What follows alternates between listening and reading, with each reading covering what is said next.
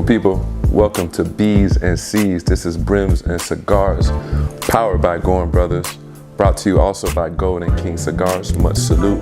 And we're filming in the middle of a Goorin Brothers location at the beautiful Ponce City Market in Atlanta, Georgia. Huge shout out to Ryan, who's the store manager here and hat designer extraordinaire. But we're gonna talk to him a little bit later. Right now, I want to introduce you to a very, very special guest. I am Angelo Diaz. I'm an actor, director, writer, producer, and whatnot.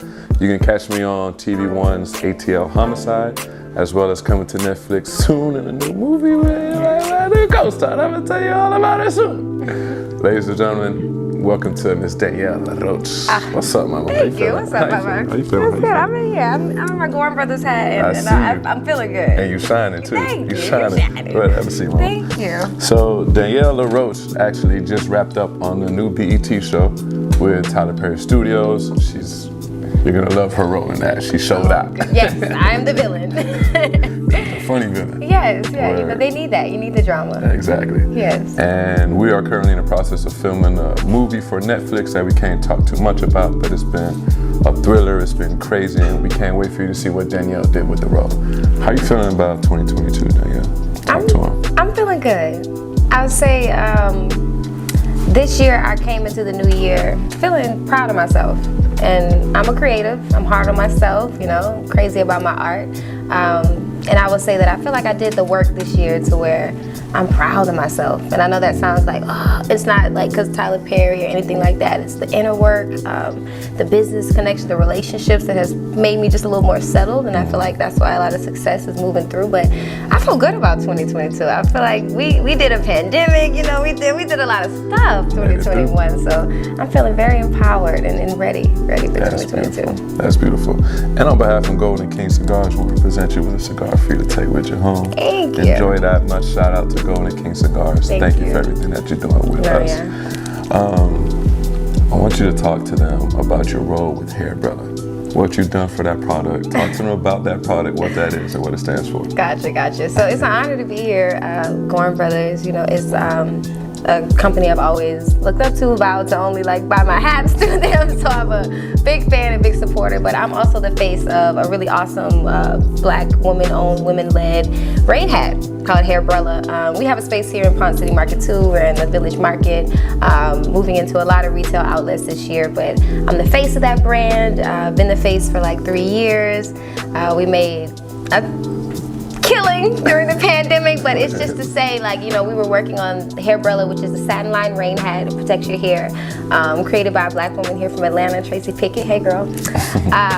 But I would say that it was just so empowering for us to be working on, you know, our product and this hat for over 5 years. A pandemic came, and we created something, you know, for COVID and made a hat and made scrub caps. So it was nice to be down for so long. And, you know, we remember we couldn't sell 10 hats a day, you know. Now we're like, we sold how much on Amazon a day? You know, so it's beautiful to watch it grow and for it to be brown women that look like me that can relate. But I've done everything from moving into the face of it, creative stuff. I handle a lot of the retail markets. So Ponce City is an amazing place. That's where we at right now. Goorin Brothers, okay. But I would just say being the face of it, and then, you know, coming through a time where, you know, it was like not a thing to have a woman of color as the main face for a product that they thought was so diverse. And I will say, you know, this week they changed all the images. Now, you know, it's a little, you know, I'm gonna beat my horn a little bit, but you know, they changed all of the hang tags and the main face to me, and it raised sales 125%. So I think for Black business owners, you know, creatives, people in the fashion industry, don't be afraid to, you know, put yourself on your product, and, you know, your work will really show up for you. So it's been really How trippy is that to walk into stores like Village Market or some of the stores you're gonna be in and be like, oh, that's my face? It's crazy, but it's humbling, and the amount of work that it takes to get there. You ain't even bragging by the time I get there. You like, all right, everybody, but I'm trying to keep up the par. But it's humbling, and I think it's an amazing time to be an entrepreneur, be a creative, and definitely be a person of color pushing your initiative and, you know, pushing your product and just believing in yourself. Because it took us 5 years with minimal sales to this year being on Good Morning America, The View, Beyonce's Black Parade, every, you know, good housekeeping, like, you know, it took a lot of hard work to get to this point, to get all these receipts, as people like to call them. But we've been down, you know, for all that. Yeah. So it's trippy. It's a trip. It's cool to see those W's come in after all the work you put in. It's cool, yeah. A lot of L's. Let's talk about the work. Let's talk about the work that you put in. Okay. So speak on how long you've been acting, storytelling, and what drives you to continue doing it. Oh my goodness. Let's see. I've been acting since I was like a baby. I was in Pelican Brief, Dead Man Walking with Denzel Washington. My first job was baby and stroller with Denzel. You know what I mean? I think I got paid like $800 for that job. And you know, I wasn't even old enough to cash a check. Thank you, Mama. Somebody got that money.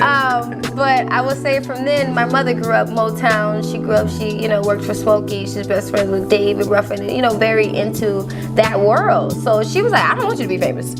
You know, I see celebrities crash and burn. So she allowed me to kind of come back around to acting on my own when I was 17, and got a really nice role in a film, and just kept pursuing it. But for me, it's like staying in class and staying around the industry, because like we always say, you spend 90% of the time, you know, getting ready for the 10%. So I'm always in class, writing, reading, studying those that are producing work right now. But for me, it was a lot of, you know, being assistants to a lot of celebrities and actresses. And I think that, you know, we talk about sowing seeds, but serving, you know, in your gift and in your purpose, because God will always allow you to taste, you know, get a little taste before he fixed that plate for you.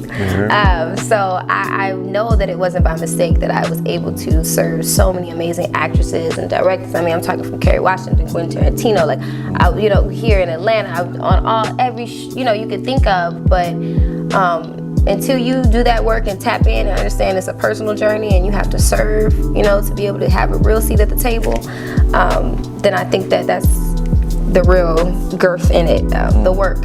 So it's cute, the shiny parts, you know, but I was broke, you know what I'm saying? I was out in LA hungry. You know, it feels nice now to cash checks and my bank calling me like, what's going on? I'm like, I know, right? God is good. But seriously, I think that even myself, I'm guilty of not showing enough of the work. You know, and people see me a lot of shiny times, but they don't know like the tears, the pain, the times when I sat in my car and cried, or, you know, just didn't understand what was next, or, you know, couldn't even sell my product. Definitely, I'm very humbled to be able to live my dream. You know, I know people every day that work jobs, you know, and I don't mean like it's bad to have a job. I mean like it's not your dream. So it's beautiful to be able to bask in like work in a hair product that we create and we develop, you know, that we test, and to come out, you know, and be an actress, like that's a gift. But I mean, you know, I could have just took the 9 to 5, which I've thought about plenty of times, you know, which my mother would be like, all right, you need to get a job now. It's not looking too good. Stop asking me for money. So I want to encourage people to like share the work and not shy away from the work. You know, I'm shout out to everybody who's sofa, I just stayed on every meal, you know. I'm a little tiny thing, thank you for feeding me. But no, God has been good to me, and yeah, we're here. That's beautiful. And we appreciate you sharing that insight, because like you say, they get to see the glitz and the glamour and the red carpets and the premieres and the shine and the glow, but they don't know how much goes into that shine and that glow. And that's what this platform is about. It's about sharing actual insight with other creatives, other entrepreneurs, aspiring creatives. Yeah. That being said, you mentioned the work that you put in. Could you describe maybe one of the favorite projects that you've been able to be a part of? If, you know, whatever you can share. Favorite project? Whatever comes to mind. The project we're working on right now is, I'm sorry, it's crazy. I'm not even trying to plug it. But I ain't never seen nothing like this. I've never been a part of nothing like this. I really feel like what we're currently doing right now is raising the bar again, you know, for independent filmmakers and creatives and anybody that's making anything from the ground up. Because you see, you know, big business came to us, but we came with the idea and the initiative. So I would say the project we're working on now is one of my favorites. And I recently worked on a project called Urge. And I'm a lover of people. I'm a lover of God. And it's very rare that I get to, you know, pursue roles that align with that, right? Compromise myself a lot and take jobs.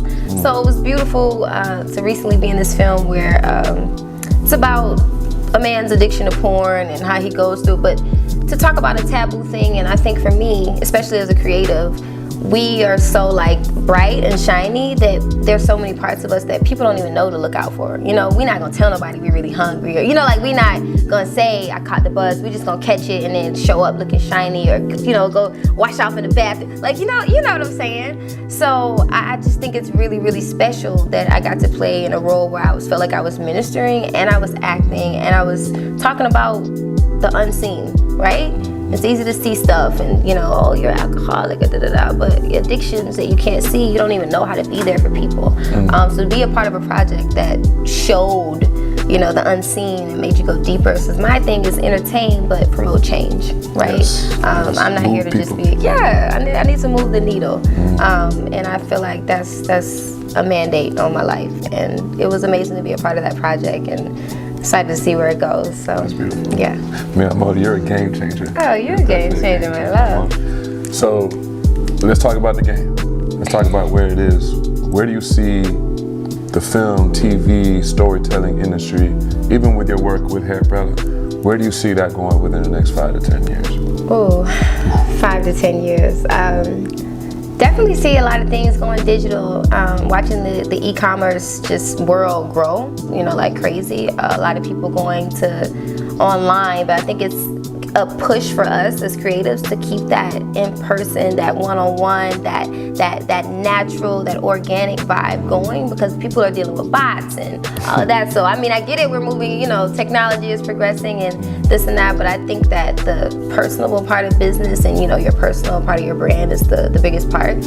So I see things going more digital. I see influencers rising up, but I don't see us going to a place where we're losing, you know, what's true to us. Or, you know, the good thing about social media and stuff now is like people are buying into people, right? Not necessarily the brand. It's like, I want to know who you are, whatever you have.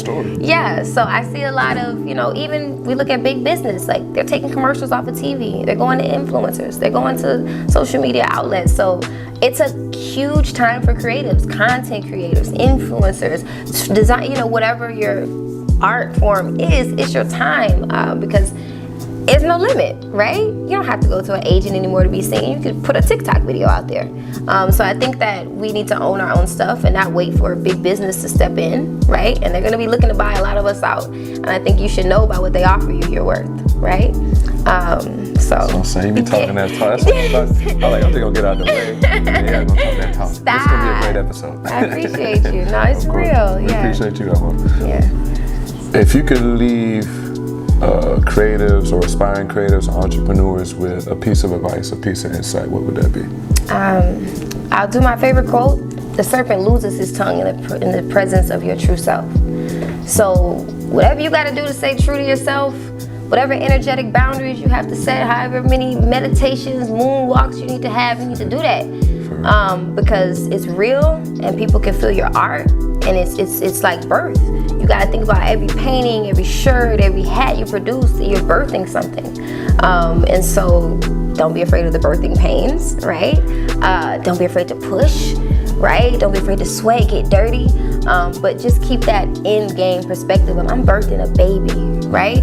And if your art is your life, then put your life on it. I'll die about it. You know what I'm saying? And I'm not saying because I got my bloody red hat on. You know, I really mean that. So I would say stay true to you.